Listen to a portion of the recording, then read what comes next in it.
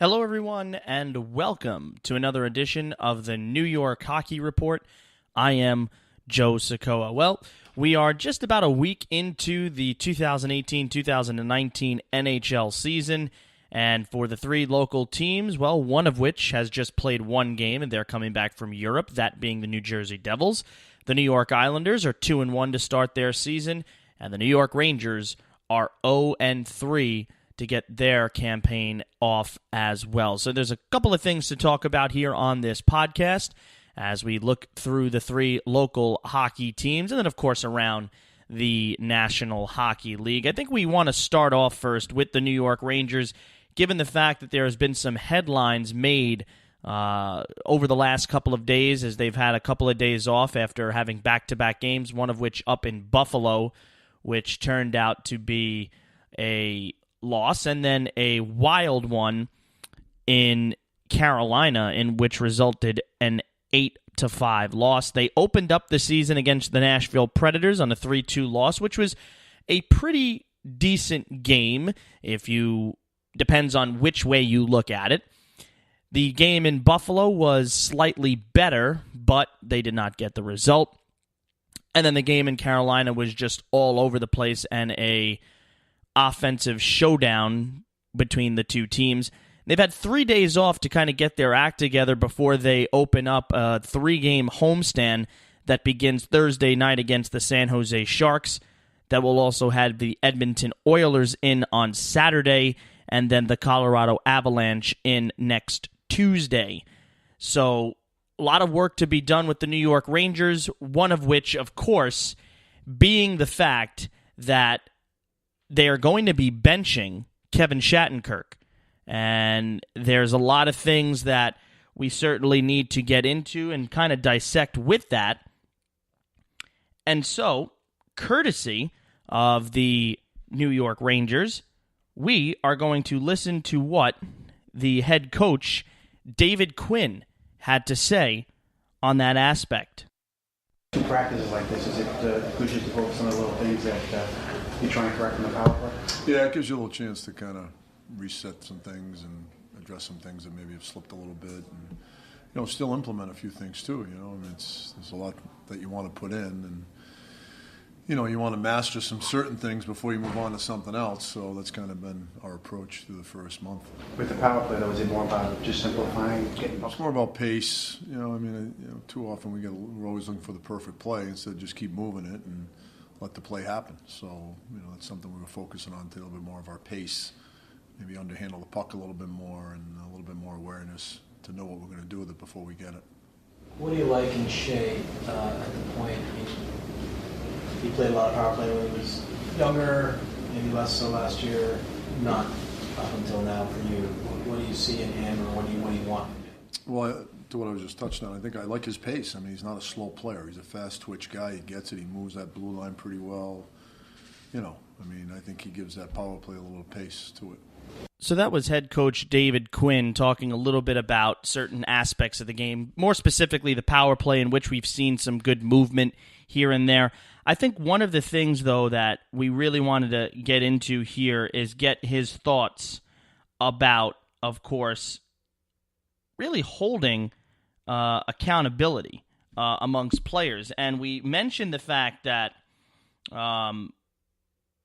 some of the reports coming back is the fact that Kevin Shattenkirk is not going to be playing, and he wants to hold players accountable for performances. Now, before we really dissect and overanalyze the whole situation, I want to put it out there and say that Kevin Shattenkirk is, of course, coming off of major knee surgery, and that's something that you also take into consideration when getting a guy back into the shape that he needs to be in. And this is a guy who was out of action from January. I believe that's when that surgery happened, and that's when he went down with the injury, and then you really taking the entire offseason. So it takes a little time to get in the groove of things, but the one thing you have to admire about David Quinn is that he is going to hold players accountable, and this is something that we did see with the previous coaching staff and the maybe the one before them as well, but it still doesn't give exception to what these guys are going to go out on the ice and not perform, and then they're going to need to be held accountable for. So this is what David Quinn said on accountability when playing for the New York Rangers. When you do stuff like that, there's got to be clarity and there's got to be explanations, and but at the end of the day, accountability and performance are what this is all about. And that's coaching, in my opinion, holding people accountable, but also understanding people have built up a bank account too. You just don't bench guys for, every mistake. But, to me, the piece to it that's non-negotiable is, effort. If the mistakes are made because of a lack of all-out effort, then I don't care what your bank account is, you've got to be held accountable. That's some pretty tough words right there from Mr. David Quinn. And you got to give him a ton of credit. And the fact that he's able to go out there and simply say that is tremendous, because you really don't hear that in hockey coaches. And it seems like he still brings a little bit of that old school mentality into things where, listen, you're going to be accountable for the mistakes that you make. And if you make those mistakes, you are not going to be in the lineup. And he does not care how much money you make. Now, we know the contract that Kevin Shattenkirk has. Now, look, him and Shattenkirk are kind of on the same page with it. And Shattenkirk knows that. There needs to be a kick in the pants. There's brief relationship, I believe, between the two guys. So they kind of know each other a little bit. But this is also sending a message to the rest of the team that he does not care the type of contract that you have. He does not care the superstar caliber player that you might have. If you do not perform the way he wants you to perform and the way you make the plays and can help the team win, you will be benched. And he is doing that. And there's nothing wrong with that. So I wanted to address it here early in the podcast, talking about the New York Rangers. They're 0-3. They have shown glimpses in these 3 games that they are capable of being a fast hockey team, of being a team that can stay in your zone and kind of be relentless. If you look at that Carolina game, them bouncing back after a loss in Buffalo, the first 5 minutes of that game, the Rangers were all over the Carolina Hurricanes. They scored 2 goals quickly off the bat. And then things went haywire from there.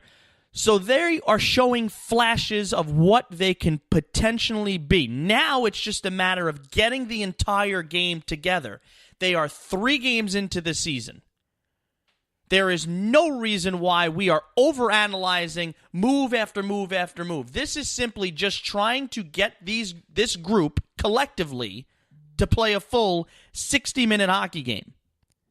That's what needs to happen. And they haven't put a full 60 together. Have they put 40 minutes together? Yeah, you can say that through the 3 games, because I've seen it. Henrik Lundqvist looks like he's in mid-season form already. And, of course, he is standing on his head, giving his team a chance to win night in and night out. We've said that for 12 years now. But what I'm also saying here is that I'm reading, people on Twitter, on social media, articles and things like that, picking apart David Quinn because he's 0-3 and because now he's already benching and making a healthy scratch to Kevin Shattenkirk, one of the higher paid players on the team. He doesn't care how much is in your bank account. You heard him say it. If you do not put in the effort, you are not going to play. It's sending a message. Now, is he going to put you under the microscope? No. So why should we put him under the microscope so early? The New York Rangers were not expected to be good this year. Did we sit there and say, and I definitely said it on the podcast and where we previewed the season, that they could surprise some people? They can and they still will. Just because they're 0-3, that doesn't mean I'm giving out all hope that they're not going to surprise people. They're going to go on their streak. They're going to put together some good wins. It takes time. You have a brand new coach. You have a brand new system. There's a brand new culture. Everything is brand new, and Rome wasn't built in a day. It's plain and simple. They will get their act together. They've had a couple of good tests. The good test that they had was the Nashville Predators on opening night, and I think they handled them very well. They had chance after chance to put the puck in the net and win that game. But unfortunately, they don't have finishers. The game against Buffalo was okay. Kind of a little bit of a step back, but it was okay. The first half of the Carolina game was okay. Just a lot of goals were scored. They have another tough task ahead of them Thursday night, in which they take on the San Jose Sharks.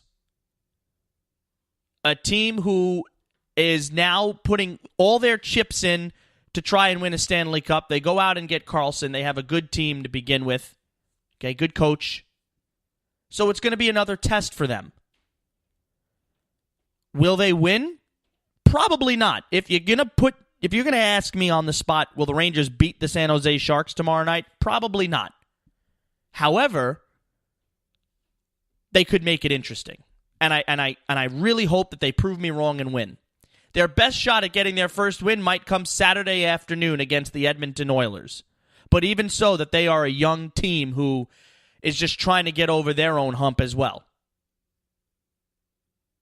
So give the guys some time to adjust. I'm tired of seeing people picking this apart. We knew going into the season, if you're a Ranger fan, not to expect much. But if we're going to be critical 3 games into the season, please don't watch. Please don't give people any more headaches and raise their blood pressure any more than you have to at this point. They are going to be fine. As I mentioned, the Rangers' schedule, Thursday, San Jose, Saturday, Edmonton, Tuesday, Colorado. 3-game homestand. And then Wednesday, they'll play on back-to-back nights. They'll play Tuesday at home against Colorado, Wednesday night against the defending Stanley Cup champion Washington Capitals. That's a look at the Rangers' schedule. Let's not sound the whistles and bells already, especially when we knew this team coming in wasn't going to be that good. Over to another New York team, the New York Islanders. The Islanders are 2-1 on the season. They're coming off of a 4-0 shutout of the San Jose Sharks. And when Robin Leonard made his season debut for the Islanders and got the shutout.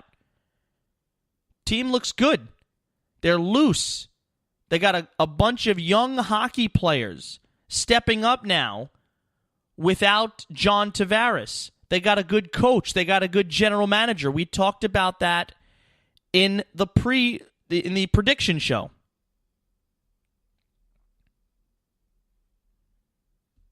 They're going to be okay. They're playing well. They got a game on Saturday against the Nashville Predators in Nashville. They're actually going on a West Coast trip right here. They're going on a 4-game Western swing. I mean, you don't really want to count Nashville as a Western swing, but they're a Western Conference team. They're going to play Nashville on Saturday. They're going to have a few days off before they hit the coast. Wednesday, October the 17th, they'll be in Anaheim.